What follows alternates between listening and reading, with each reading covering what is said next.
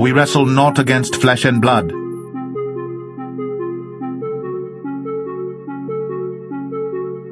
but against principalities, against powers, against the rulers of the darkness of this world,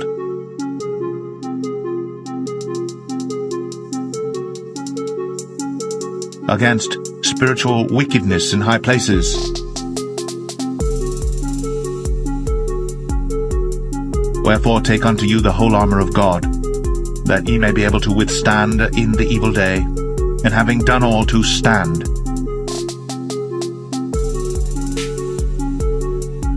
Stand therefore, having your loins girt about with truth, and having on the breastplate of righteousness, and your feet shod with the preparation of the gospel of peace.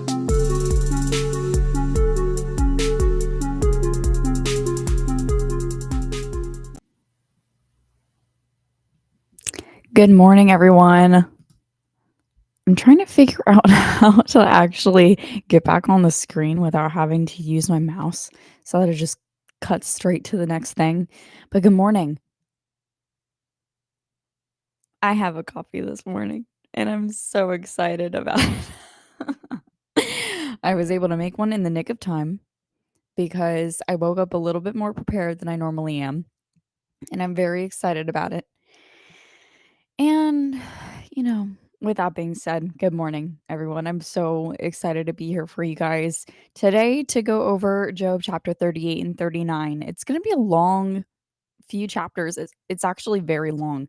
And I'm very excited because that just makes it we make it a whole Bible study, 30 minutes, give or take. And we have only two chapters to go over, which is kind of like usually my style is where we only do 2 chapters a day. Lately, I've been doing 2 or 3 chapters, but it's always subject to change. And I'm always willing to do all of the things. And so one of the things that I am just realizing right now is that I did not prepare the audio Bible. I did not prepare the audio Bible, but we'll see if I can I can actually pop it up on the screen. I could do that. I could pop up the study on the screen and I could do it through the Bible Gateway app with my phone.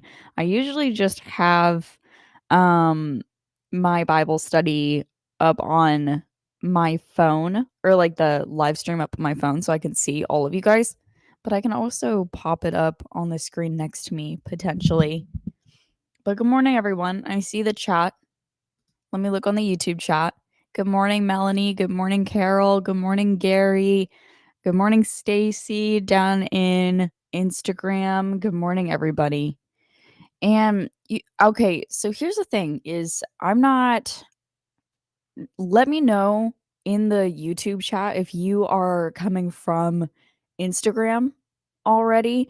And let me know from the Instagram chat if you would rather just stay on Instagram, because my thing is like I'm seeing more people on the YouTube live stream, which is good, which is fun. But I'm seeing less people on the Instagram live stream. So I'm wondering if it's like people coming from Instagram over to YouTube, which is totally fine with me. But I'm just wondering if it's like if this is still good, like if this is still a good layout for live stream. Okay, came from Instagram. Well, I definitely know that Melanie came from Instagram. We talk like almost every day. I definitely know that. But okay, cool. Just want to make sure that everything is working okay, that everything is that the layout is good. Yeah, awesome. Yeah, I always like I'm always wondering ways that I can get better with this live stream. Good morning, Melanie Van Pelt. Awesome. We have 2 Melanies. Maybe they can be friends. That's awesome.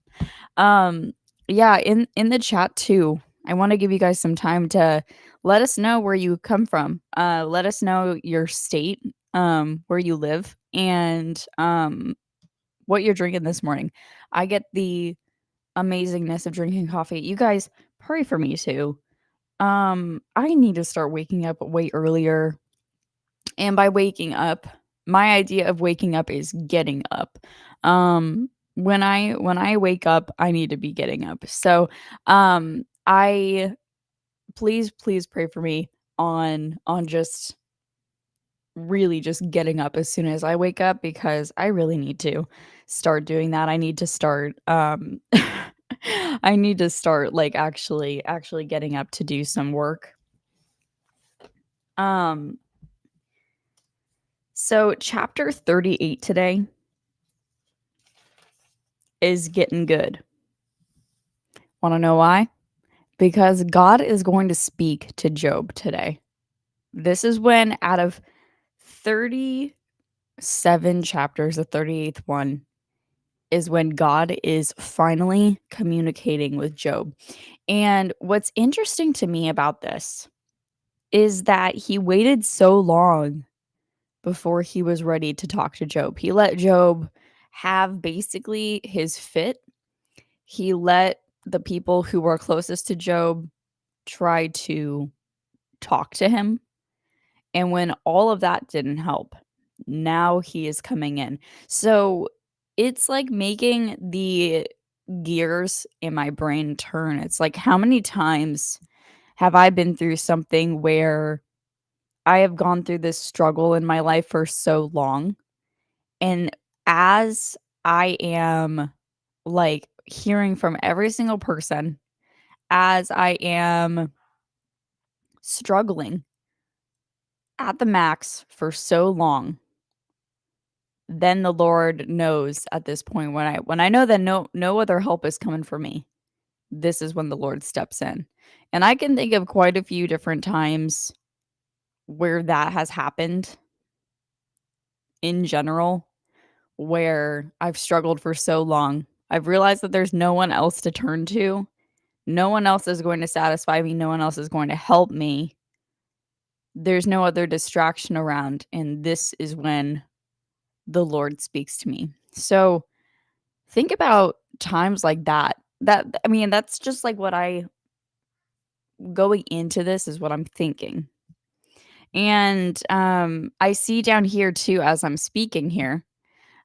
Straight coffee. Someone's having straight coffee in North Carolina. Someone Oh, Gary says he wishes he was in Florida. Let's see. We have people from Australia, Sydney, Australia. It's 11 PM. Well, thank you for being here at 11 PM. I really appreciate that so much. Um, Colorado, the UK, another Colorado. Oh, wait, no. Same person said Colorado. Some person said Maryland. Stacy said Maryland. And Sam said Colorado. Slogan says Kansas City, Canada, and Florida. Awesome. Great. We have a variety of people. Have a variety of people. And we have here popping in Holly Lovelace, Albuquerque, New Mexico. Love that. I've never been to New Mexico before, but I have a lot of followers who are from New Mexico. So maybe I should pay a visit because if people live there, then obviously that's a destination I need to visit. I have to have the experience. I've been to almost 70% of the United States. I've been to like 35, 36 states, and I love travel. So let me know some good places and maybe I'll convince my husband to take me. I love traveling. Um, so like I said before, I do not have the regular audiobook, but I do have my Holy Bible app. And what I will do today is I'll hold my phone up right here and I'll pop up the audio dictate or the screenshot that I always do up here so we can still do that because I would prefer to not read it myself cuz I'm like when I speak well, when I read, I can read, right? I can use big words. And I would genuinely say that I'm decently smart of a person. But when it comes to me reading out loud, my brain works quicker than my mouth. And I stutter like Joe Biden. So that's basically that's the long explanation as to why I would prefer not to read out loud. And I've worked on it. I've gotten way better. I've gotten way better. However, I am still not very good. And that is the dang truth about that. So we have popped up here. I'm gonna put this up here. And then we're gonna do that. I think that's gonna be a good system. So let me definitely turn up the volume and press play on chapter 38. Job 38. Then the Lord answered Job out of the whirlwind and said, Who is this that darkeneth counsel by words without knowledge? Gird up now thy loins like a man, for I will demand of thee, and answer thou me. Where wast thou when I laid the foundations of the earth? Declare, if thou hast understanding. Who hath laid the measures thereof, if thou knowest? Or who hath stretched the line upon it? Whereupon are the foundations thereof fastened?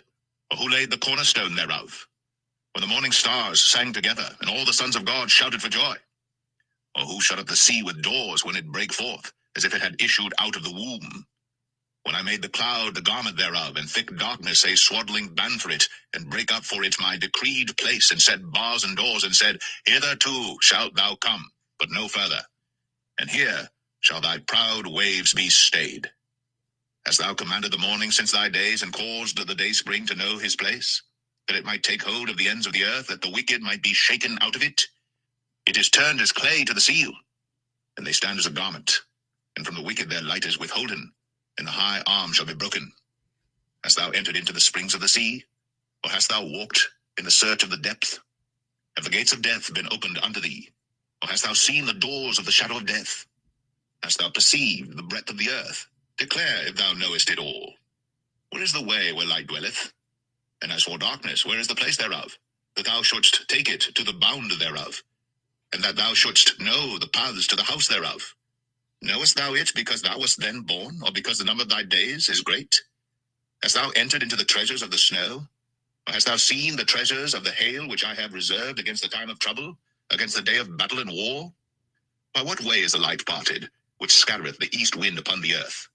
Who hath divided a water course for the overflowing of waters, or a way for the lightning of thunder, to cause it to rain on the earth, where no man is, on the wilderness, wherein there is no man, to satisfy the desolate and waste ground, and to cause the bud of the tender herb to spring forth? Hath the rain a father, or who hath begotten the drops of dew? Out of whose womb came the ice, and the hoary frost of heaven, who hath gendered it? The waters are hid as with a stone, and the face of the deep is frozen. Canst thou bind the sweet influences of Pleiades, or loose the bands of Orion? Canst thou bring forth Mazzaroth in his season, or canst thou guide Arcturus with his sons? Knowest thou the ordinances of heaven? Canst thou set the dominion thereof in the earth? Canst thou lift up thy voice to the clouds, that abundance of waters may cover thee?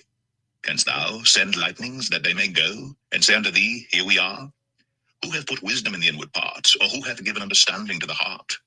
Who can number the clouds in wisdom, or who can stay the bottles of heaven, when the dust groweth into hardness, and the clods cleave fast together? Wilt thou hunt the prey for the lion, or fill the appetite of the young lions when they couch in their dens and abide in the covert to lie in wait? Who provideth for the raven his food, when his young ones cry unto God? They wander for lack of meat. All right, we just finished chapter 38. So let's go through all of this, because there's a lot of things that stood out to me, a lot of things that the Lord says that I really want to take a deep dive into here, because not only do we have in like the very middle, oh, it says uploading, processing. Hopefully it's up on screen for you guys now. Okay. Job 38, right? And I'll add my second thingy here so that we can all kind of read this together.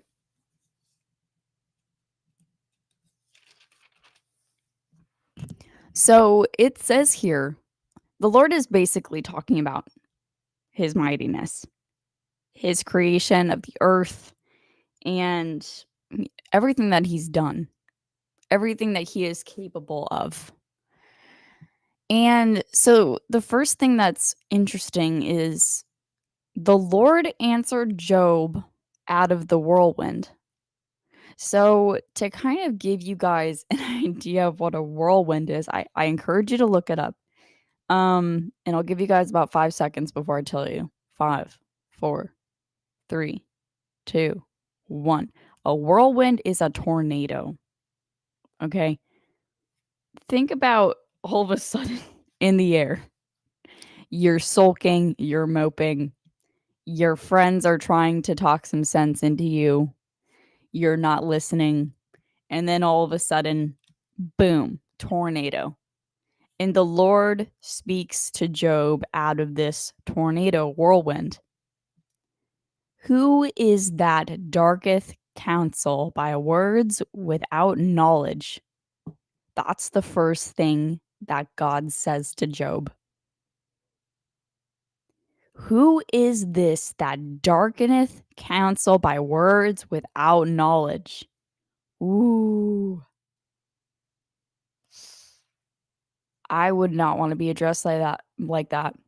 And then the second line, gird up now thy loins like a man, for I will demand of thee, and answer thou me.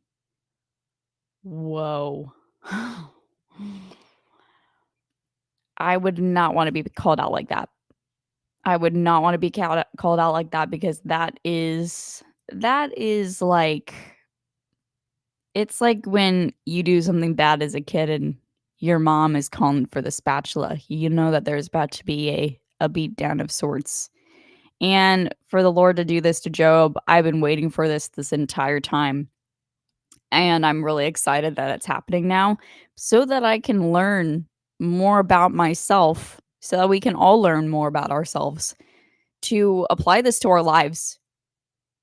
How many times do you think that we received a little bit of a beat down by the Lord? Or do we believe right now that we kind of deserve a little bit of a beat down by the Lord? Verbally, of course. Doesn't always need to be physical. um, because I can recall so many times that I needed one. Even even like last week during the hurricane. Like, I think that I needed a little bit of a slap to the face and be like, Jillian, get into gear. You're gonna be fine. You need to, why right now are you worrying? Why are you worrying? So this is really interesting to me. And it's definitely very humbling. So one of the things that I thought it was really cool, because I always like looking for like a subtle flat earth, hollow earth, whatever you want to talk about in that time kind of reference. I think I'm more of a station. Well, I definitely know we're stationary, and I definitely know that there's stuff underneath us. So, chapter 38, verse 12. Hast thou commanded the morning since thy days, and caused the day spring to know his place? So the Lord not only says he commands the morning, but he also personified the day spring, the sunrise. So we know that this sunrise, we know that the sun is obviously a working spirit, a working basically just a working luminary, heavenly luminary in the sky for the Lord. And then down below it, verse 13, that it might take hold of the ends of the earth, that the wicked might be shaken out of it. And what I kind of got from that is, when you're have you ever heard of like mineral mining from, like, there's tons of them out there. So, like, some different farms that are infamous for having these minerals that you can mine where you take these little trays, you scoop on this dirt and you shake it out, and you're shaking out all of this dirt that comes through, and it's all being completely dropped into the water again, and out pops these cool gems and other minerals and such that come out on the pan. That's what I was thinking immediately when I was reading this, that it might take hold of the ends of the earth and that the wicked might be shaken out of it. I don't know why, but that just made sense to me. But I also know that the ends of the earth, according to, I guess, science per se, um, that there are no ends of the earth because the earth is round, right? Earth is round. But if the Lord is saying it, right, you can talk the talk all you want about globe earth, flat earth, whatever you want. But when the Lord says the ends of the earth, when the Lord actually speaks and he talks about the ends of the earth in this dialogue, if God is saying it, then there is obviously some sort of truth behind it. And to say that God is wrong as well, I don't know. Something to think about. I don't know. I'm not going to go there. I'm not going to say anything about that. But, I think that there's something to everything if the Lord says it. I definitely think that talking about the Lord's mightiness and the fact that God reminded Job of everything that he's done as well. And then I'm going to open up the rest of 38. I tried to do that during like the passage reading, so I apologize if it was a little bit late into there, but I was trying to get it to where everyone was obviously able to read it. But this was interesting to me here. Chapter 38, verse 31. He talks about the influences of the Pleiades, or the loose bands of Orion. Canst thou bring forth Mazzaroth in his season, or canst thou guide Arcturus with his sons? Knowest thou the ordinances of heaven? Canst thou set dominion thereof in the earth? Isn't that interesting? He talks about these mythological things, but obviously he's the one who created it. So I'm going to do some research on here on the live while we're doing this. So let's start off with the Pleiades. And some people say Pleiades. I've always known it as the Pleiades, but I'm not really sure. It's called the Seven Sisters. It's also known as the Seven Sisters and the Messier 45. I believe that's how you pronounce it. An asterism of an open star cluster containing young type B stars in the northwest constellation Taurus. At a distance of about 444 light years, it is among the nearest star clusters to Earth near the Messier object to Earth, being the most obvious star cluster to the naked eye. Interesting. So it's very interesting to me. I'm trying to see exactly. Okay, we got mythology here.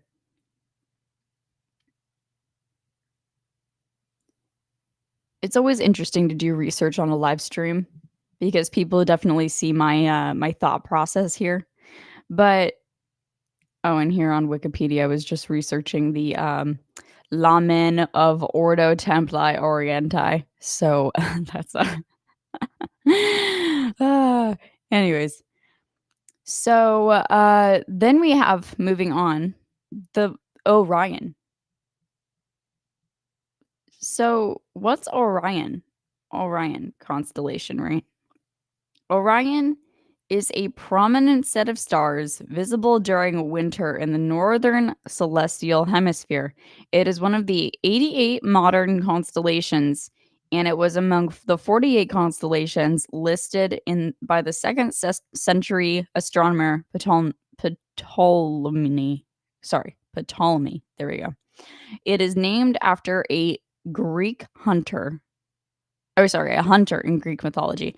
So what's interesting too is I actually have looked this up before. And during this time, or during, I guess, the days of Babylon, they actually viewed Nimrod after he died as the Orion Belt. Like they believed that Orion was now a luminary in the sky as this constellation because Orion represents the like hunting god. Isn't that interesting? So the pagans obviously took it in a different way, but I believe that the Lord put it there to help us be able to chart our skies.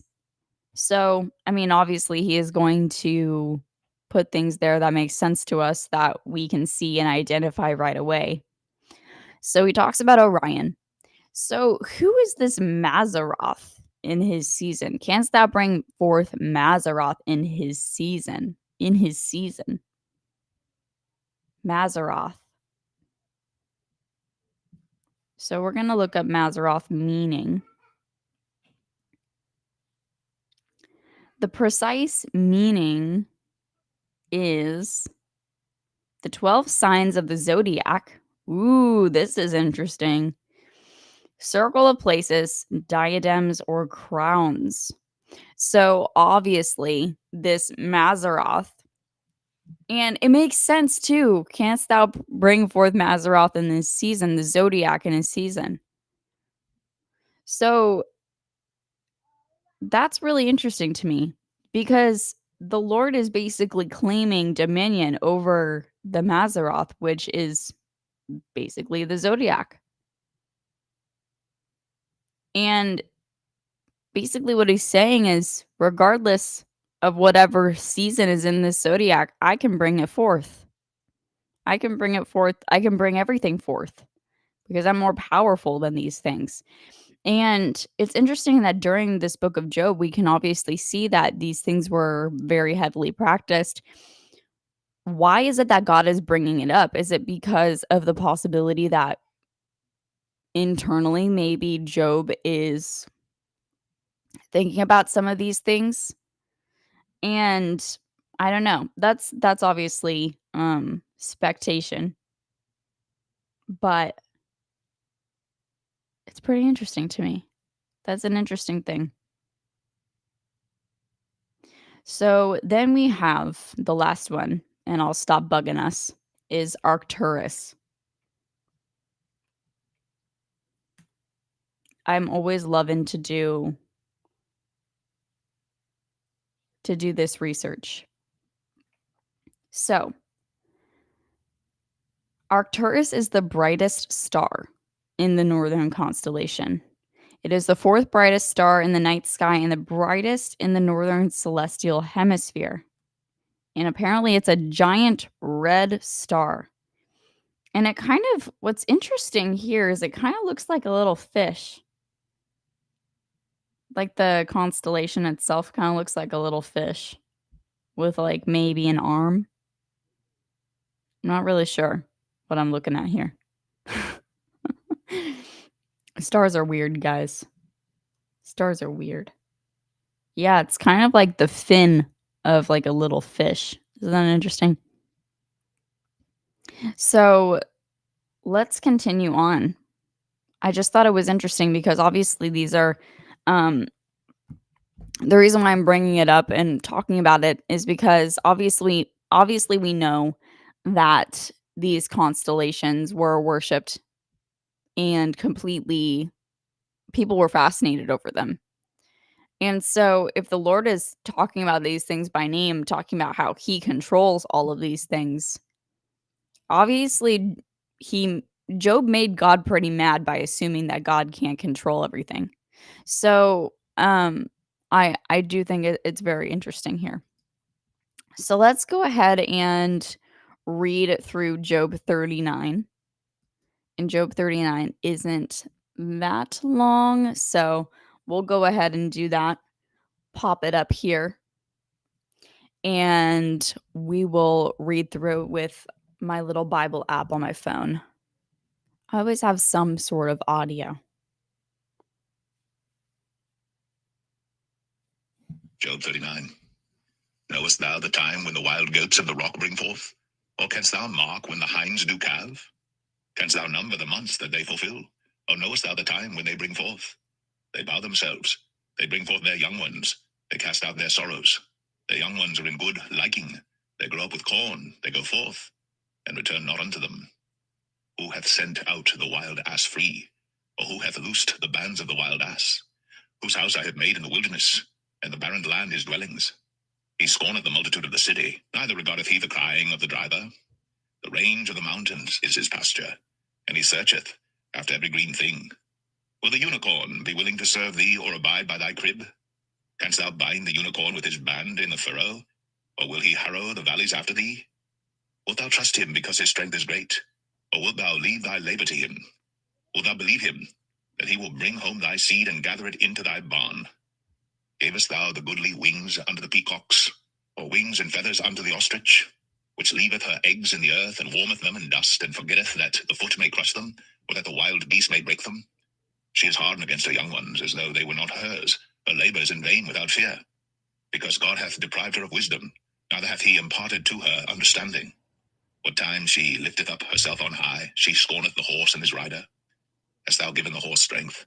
Hast thou clothed his neck with thunder? Canst thou make him afraid as a grasshopper? The glory of his nostrils is terrible. He paweth in the valley, and rejoiceth in his strength. He goeth on to meet the armed men. He mocketh at fear, and is not affrighted, neither turneth he back from the sword. The quiver rattleth against him, the glittering spear and the shield. He swalloweth the ground with fierceness and rage. Neither believeth he that it is the sound of the trumpet. He saith among the trumpets, Ha, ha! And he smelleth the battle afar off, the thunder of the captains, and the shouting. Doth the hawk fly by thy wisdom, and stretch her wings toward the south? Doth the eagle mount up at thy command, and make her nest on high? She dwelleth and abideth on the rock, upon the crag of the rock, and the strong place. From thence she seeketh the prey, and her eyes behold afar off. Her young ones also suck up blood, and where the slain are, there is she. Well, that's interesting. We have the Lord talking about unicorns too, because obviously we know that there are many cultures that talk about unicorns being complete mythological characters here. But like I said, like I'm always in the position where, like, if the Lord is saying it, if he's saying it by, like, with his own words, who are we to question what he says? And he's saying it, I believe it.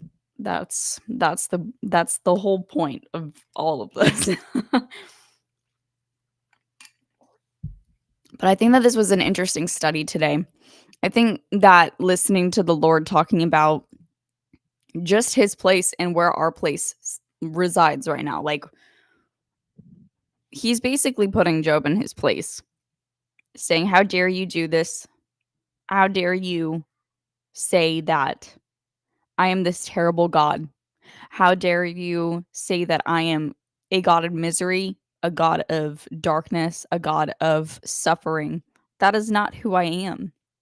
And I think the reason this is popping up in my mind now, the reason why the Lord is bringing up these, obviously, the pagan different, the Pleiades, the Orion, the Arcturus, the Mazzaroth, I think that's how you pronounce it.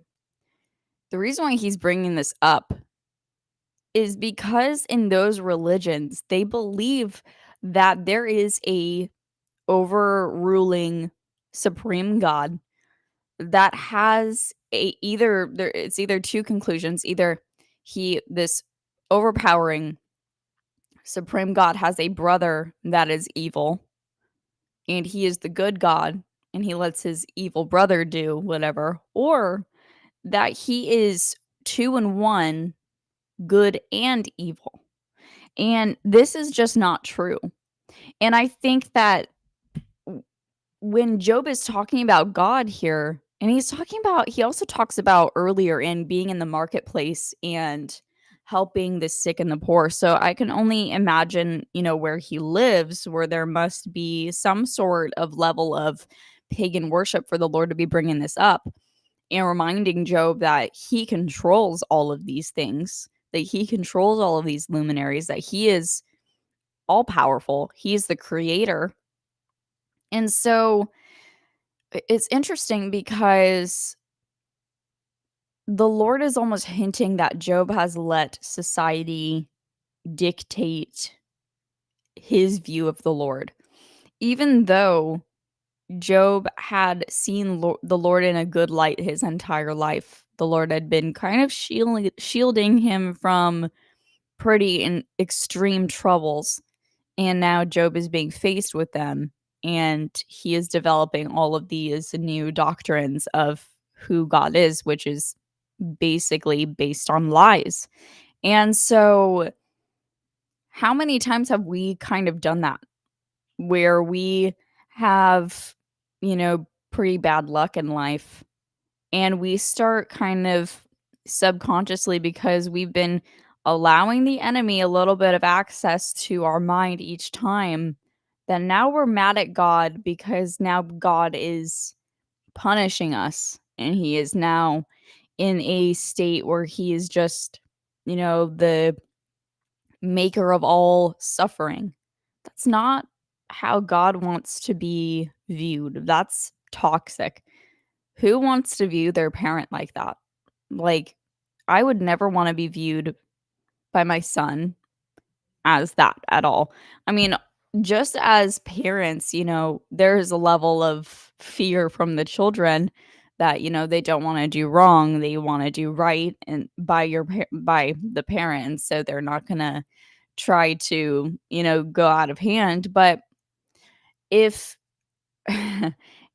say I fell down and scraped my knee, am I going to blame my parent for not stepping in and helping me even when I went out and did this on my own accord and didn't step right? I'm not going to blame my parent for me falling. I'm also not going to get a paper cut and blame my mom for not stepping in and saving me before I got the paper cut.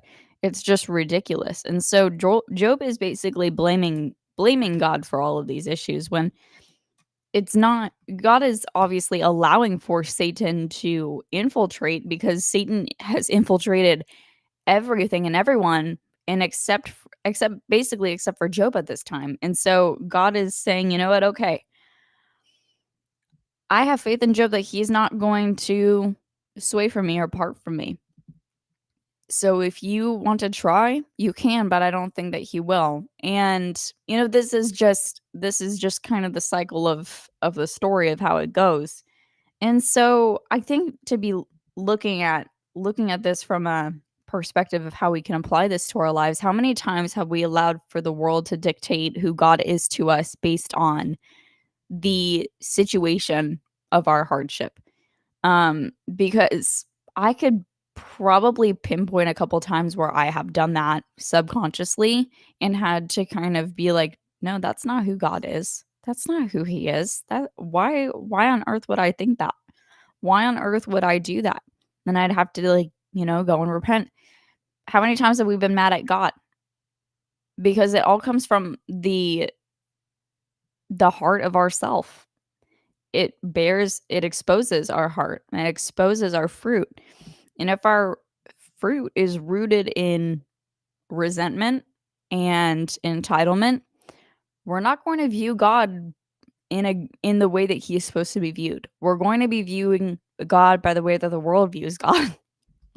And that's not good. So, I mean, there's definitely some things that I could journal down today. And with that, I'm going to conclude this Bible study live because it's a good thing to think about is how many times we could probably keep ourselves in check. Definitely ways that I could keep myself in check by reminding myself of just who the Lord is every time. In realizing that, the Lord is not against me. It's the world that is against me. God has never been against me and he's never been against you. And he's always been good. He has always been good. And sometimes the places that we go where we sin are places the Lord cannot follow us with because he is good. But he is always there. He's just not going to go in the same thought process as us everywhere we go. There are places where the Lord cannot go because he has to be away from evil. And so when we decide to go there, that's why we have to run back to him. So that's good. But some updates too with this Bible study before I get off here is wanted to say that I will not be on most likely for the rest of the week until next Tuesday, Wednesday, because I'm heading to California for partially Sukkot, partially my great grandmother's funeral, and partially for me participating in Sukkot as well. So we're going to be, you will see me on live on the 16th, 2 days from now, because I will be giving a presentation and we're going to be talking about obedience in the wilderness. And you'll see me on FOJC. You won't see me on this YouTube channel, but I might just download the YouTube stream and put it on here so that we can be reminded of what it looks like to be obedient when we are in the wilderness during Sukkot. So with that being said, I love you guys so much, and I'm excited to see you again. I will be active in my stories, and I'll be active as far as my channel goes. I'll try to upload some videos and stuff like that for you guys to see so that you're not completely losing me for a week and a half just on the live stream aspect. But I love you all, and I will see you in the next live. Bye, everyone.